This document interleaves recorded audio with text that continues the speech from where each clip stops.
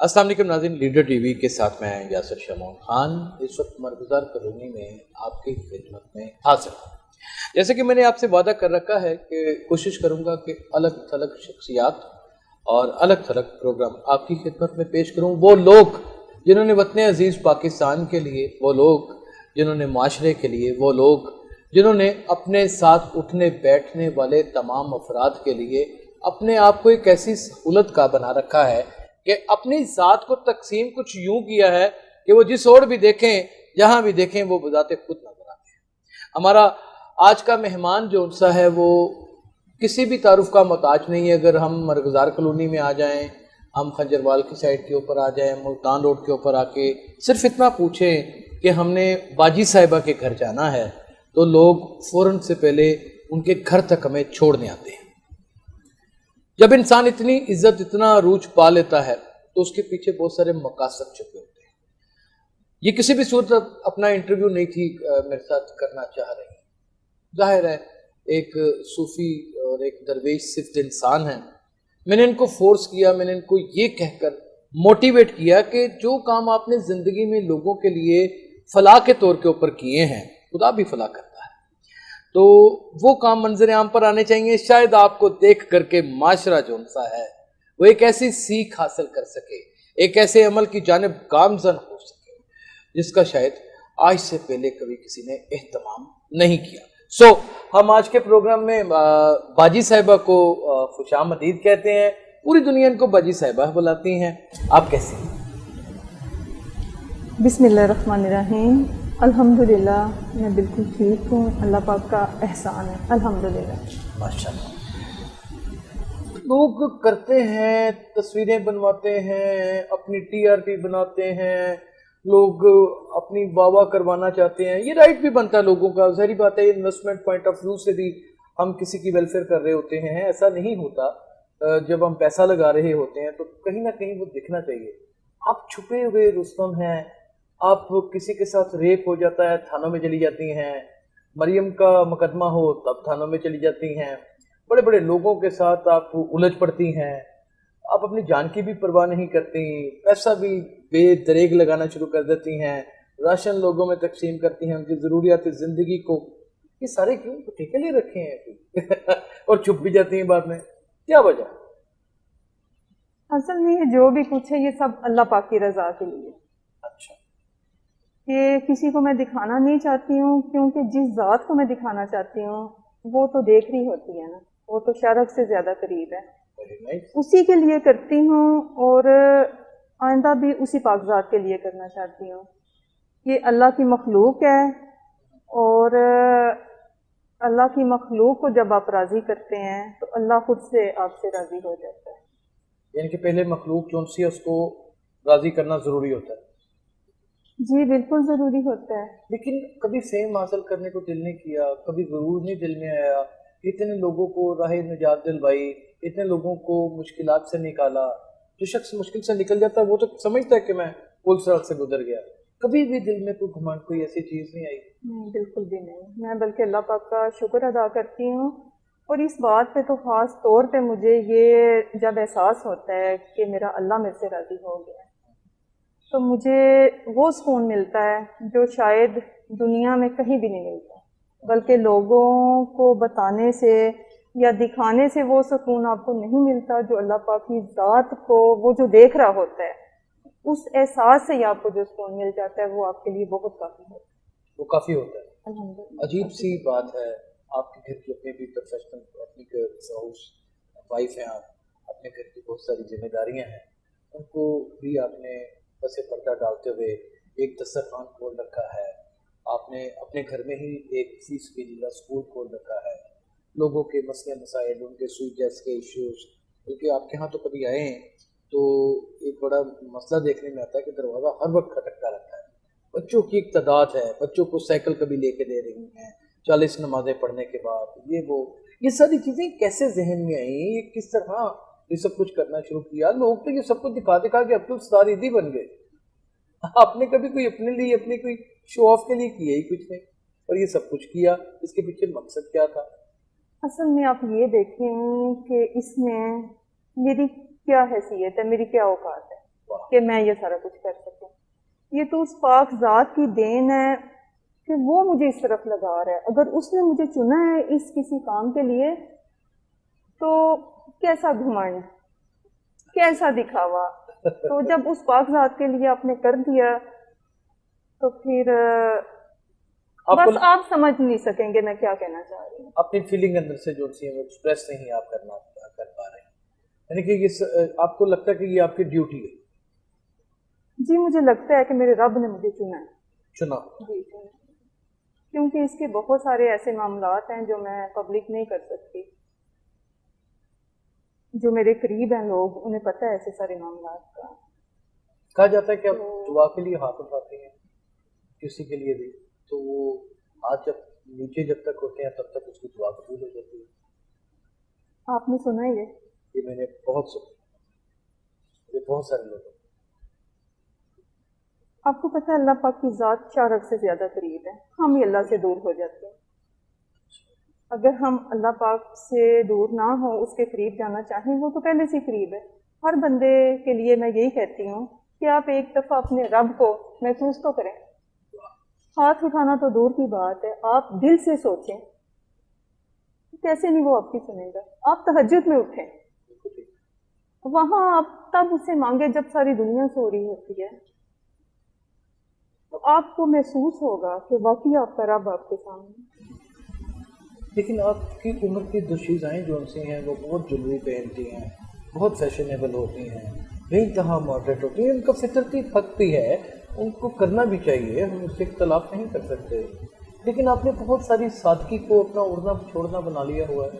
ایک حجاب, پھر اس کے اوپر نقاب, پھر ایک چادر, اور پھر درویشانہ سا. ویسے مجھے تو یہ لگتا ہے کہ یہ ابھی بھی کم ہے, ابھی بھی یہ کم ہے.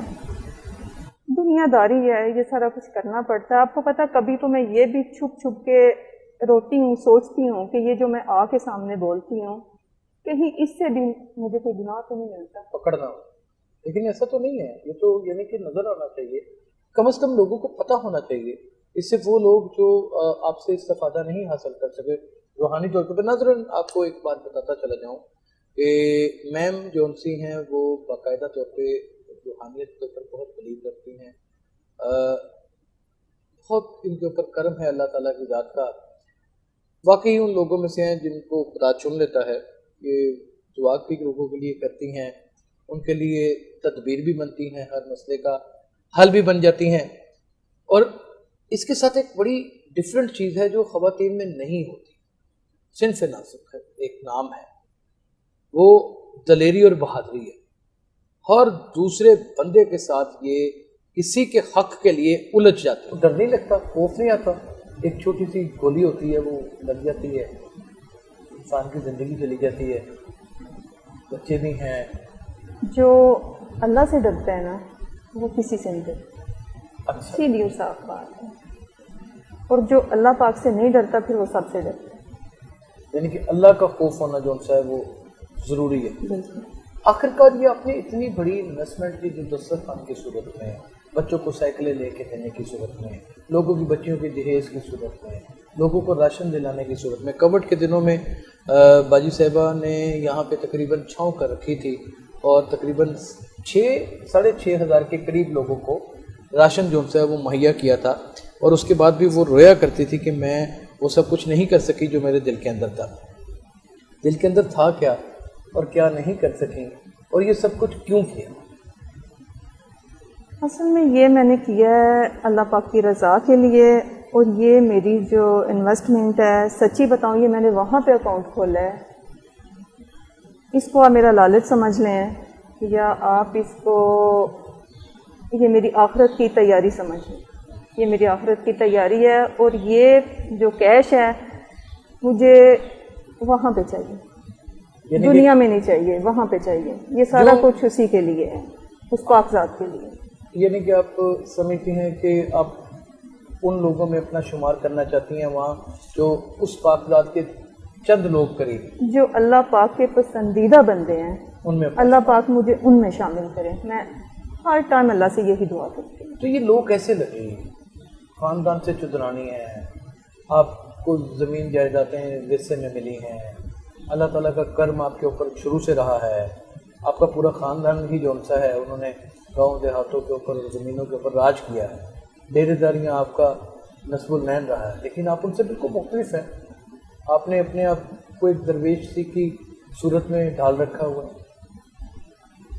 اصل میں میرے فادر بھی سمجھ لیں اسی لائن سے تھے، میں نے انہی سے سیکھا ہے. فقیر آدمی تھے. جی، ان کا جو ہمارا علاقہ وہ سب لوگ انہیں اپنا مائی باپ کہتے تھے. میں نے ان سے بہت کچھ سیکھا ہے، اور ابھی بھی یہ میرا جو کچھ ہے یہ میں بارہا کہہ چکی ہوں، یہ امانت ہے میرے پاس اللہ پاک کی، اور جیسے میں نے سب کچھ لوٹا دیا دے دیا، ابھی بھی میں سب دینے کو تیار ہوں. اچھا. مجھے کچھ بھی نہیں چاہیے. یہ دنیا سمجھ لیں کہ جیسے ہوتے ہیں نا کہ اب اس سے بڑھ کے کیا کہوں کہ یہ آخرت کی تیاری میں کر رہی ہوں. جو بندہ آخرت کی تیاری کرتا ہے پھر یہ دنیاوی چیزوں میں کیا اس کی دلچسپی ہوتی ہے. آپ کو لگتا ہے کہ زندگی بہت پرلطف سا ہے، بڑی رونقوں سے بڑی ہے، لیکن آپ کا اس کے ساتھ لگاؤ نہیں لگتا؟ آپ آخرت کی تیاری میں جس زندگی کی یا جس لطف کی میں بات کر رہی ہوں، جو بھی بندہ اس سے آشنا ہوتا ہے پھر یہ دنیاوی ٹیسٹ تو بہت ہی بےمانی سی لگتے ہیں، یہ کچھ بھی نہیں ہے. اصل ذائقہ وہ آپ اگر چکھیں گے جو آپ کا اور آپ کے رب کا ہوتا ہے، جو رب سے آپ کا عشق اگر میں کہوں، میں اس قابل نہیں ہوں. میں کوشش کرتی ہوں کہ میں یہ کہوں کہ میں رب سے عشق کرتی ہوں اور میں اس پہ پورا بھی اترنے کی کوشش کرتی ہوں.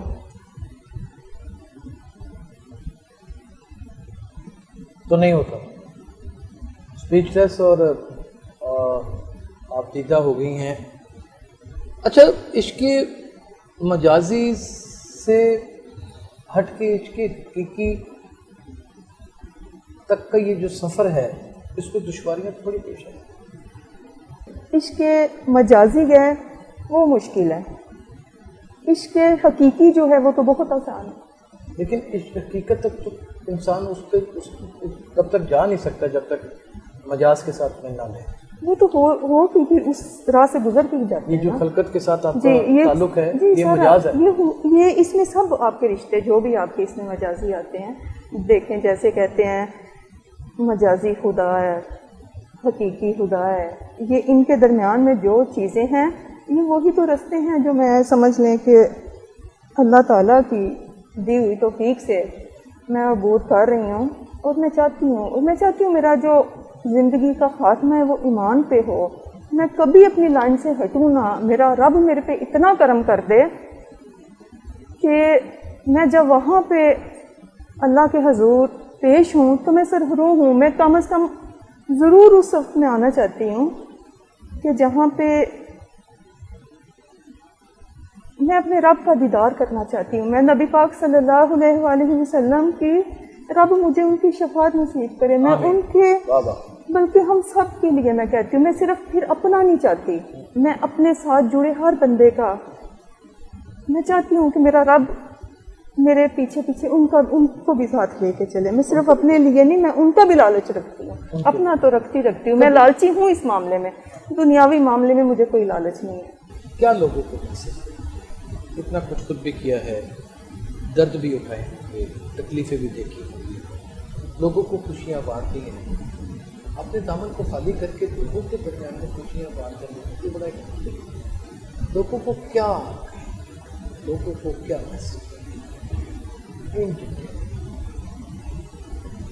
میں لوگوں سے یہ کہنا چاہتی ہوں کہ اپنا دل صاف کریں. منافقت اچھی چیز نہیں ہوتی ہے، کسی دوسرے کا برا سوچنا اچھی چیز نہیں ہوتی ہے. آپ جب دوسرے کا بھلا سوچیں گے، اچھا سوچیں گے، بندے کو توڑے نہ جوڑے بندے کو، تو پھر دیکھیں آپ کا رب آپ سے کیسے راضی ہوتا ہے. آپ دوسروں کے لیے آسانیاں پیدا کریں، آپ کا رب آپ کے لیے آسانیاں پیدا کرے گا. اب میں ایک اکیلی عورت ہوں، یقین کریں کہ یہ سارا کچھ میری اتنی بساط نہیں ہے. میں یہ جو کچھ سارے سلسلے ہیں میں اتنی روگی نہیں ہوں. سیدھی سی بات ہے، یہ میرے رب کی کرم نوازی ہے. یہ ڈیپینڈ کرتا ہے آپ کی نیت پہ. اگر آپ کی نیت ٹھیک ہے تو फिर सब कुछ ठीक है। अपनी नीयत ठीक कर लें, नीयत को ठीक करें, नीयत ठीक कर लें, उसमें से फतूर निकाल दें, फतूर निकाल दें, बुग़्ज़ लोगों निकाल से दें, प्यार करें, तमा निकाल दें, हाँ भला सोचे दूसरों का, लालच निकाल दें। हाँ। लेकिन हम यहाँ पे नाज़रीन कितनी बड़ी बात कर दी है, हम यहाँ पे अजीब किस्म के अपने दिल में साड़े, अजीब किस्म के जलापे और अजीब किस्म की ऐसी आलाइशें पाल के रखी हुई हैं लोगों के लिए कि जिसकी बदबू से हमारा पूरा जिस्म होता है वो एक अजीब सी बदबू है।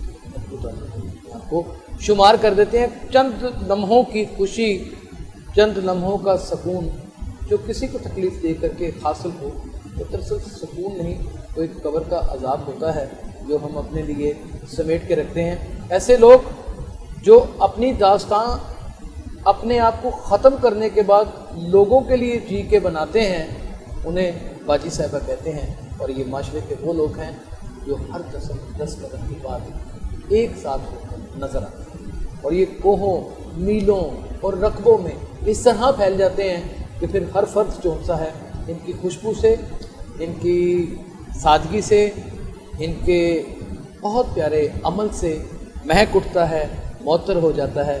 खुदाएँ जब मौतर होती हैं तो फिर खुदा एक दरवेश बन जाता है।